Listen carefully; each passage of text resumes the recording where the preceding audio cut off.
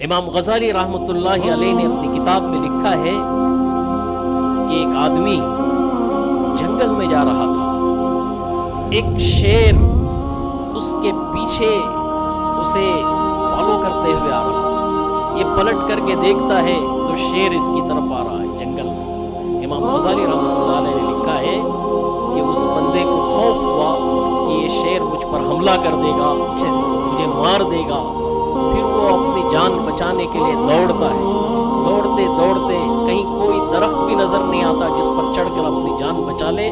دوڑتے دوڑتے سامنے ایک کنواں نظر آتا ہے، ایک پوڑی۔ اس کنویں کے اندر چھلانگ لگانے کی سوچتا ہے کہ میں اس کنویں میں چھلانگ لگا دوں اور اس شیر سے بچ جاؤں۔ جب وہ چھلانگ لگانے کے لیے کنویں کے قریب پہنچا تو اچانک دیکھتا ہے کہ کنویں کے اندر ایک بڑا سا ناگ سام بیٹھا ہوا ہے، ناگ۔ اب اندر ناگ ہے، چھلانگ لگائے گا تو سام ڈس لے گا، نہیں لگائے گا تو ادھر شیر حملہ کرنے کے لیے تیار ہے پیچھے سے۔ اب کوئی راستہ نہیں بچا تو پھر اس کے دل میں اچانک سے خیال آیا کہ اس کنویں کے اندر آزو بازو سے گھاس لٹک رہی تھی، بیل کی شکل میں ہوتی ہے، وہ گھاس مضبوط ہوتی ہے، وہ لٹک رہی ہے۔ اس کے دل میں خیال آیا کہ اسے پکڑ کر لٹک جاؤں تھوڑی دیر کے لیے، اور جیسے ہی وہ شیر نکل جائے اس کے بعد میں واپس باہر آ جاؤں گا۔ اسی ارادے سے وہ گھاس پکڑ کر لٹک جاتا ہے کنویں کے اندر۔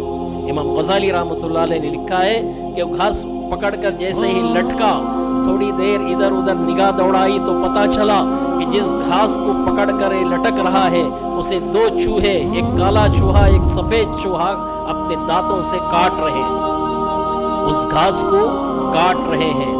یہ دیکھ کے پریشان ہو جاتا ہے، نیچے سانپ ہے، اوپر شیر ہے، اور جس کے سہارے پر لٹک رہا ہے اس کا بھی کوئی بھروسہ نہیں ہے کب ٹوٹ جائے۔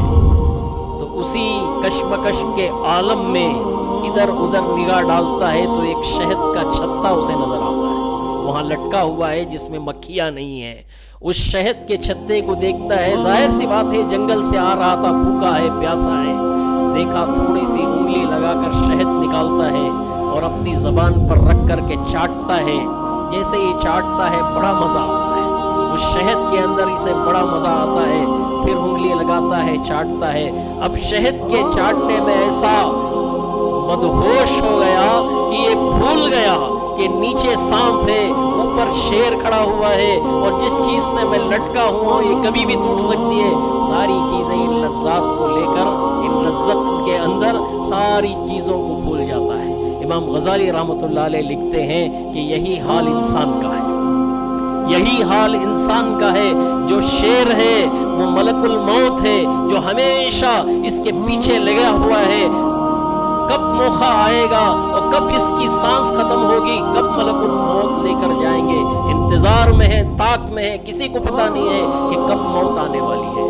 اور جو نیچے سانپ ہے وہ خبر کا عذاب ہے، جو اس کے انتظار میں ہے، خبر کے اندر سانپ ہے، بچھو ہے، خبر کا عذاب منتظر ہے اس کے لیے۔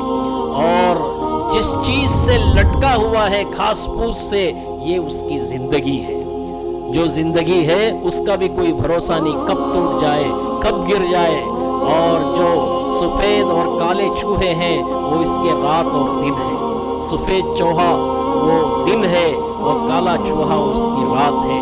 جیسے جیسے ایک رات گزرتی ہے، ایک دن گزرتا ہے، یہ موت سے قریب ہوتا جا رہا ہے، زندگی سے دور ہوتا جا رہا ہے۔ اور جو شہد یہ چاٹا ہے یہ دنیا کی لذتیں ہیں۔ یہ دنیا کی لذتوں میں پڑ کر جس طرح اس نے اسے بھی بھول گیا کہ نیچے ازدا سام بیٹھا ہے، یہ بھی بھول گیا کہ اوپر شیر کھڑا ہے، اور یہ بھی بھول گیا کہ میں جس چیز سے لٹکا ہوں اس کا کوئی بھروسہ نہیں۔ اسی طرح انسان دنیا کی لذتوں میں پڑ کر کے اللہ کو بھی بھول گیا ہے، اللہ کے نبی علیہ الصلوۃ والسلام کو بھی بھول گیا ہے، اسلام کو بھی بھول گیا ہے، صرف کمانے اور کھانے میں لگ کر کے ساری دنیا کو بھول چکا ہے۔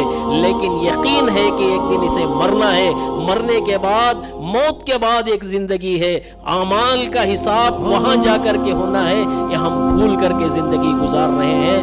ہمیں چاہیے کہ ہمیں آخرت کی زندگی کو یاد کریں، خبر کی زندگی کو یاد کریں، 5 وقت کی نماز کی پابندی کریں، جس طرح ہم رمضان میں کرتے ہیں، पूरे साल बल्कि पूरी जिंदगी करने का इरादा करें, नीयत करें, अल्लाह से मांगे।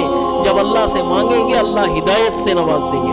पहले हमें चाहिए कि नीयत पक्की कर लें कि हम पूरी जिंदगी इंशाअल्लाह 5 वक्त की नमाज पाबंदी से पढ़ेंगे, मस्जिदों को आबाद करेंगे, जमात के साथ नमाज अदा करेंगे। अगर हम ये नीयत करेंगे अल्लाह ताला पूरी ज़िंदगी नमाज पढ़ने की हमें तौफीक देगा।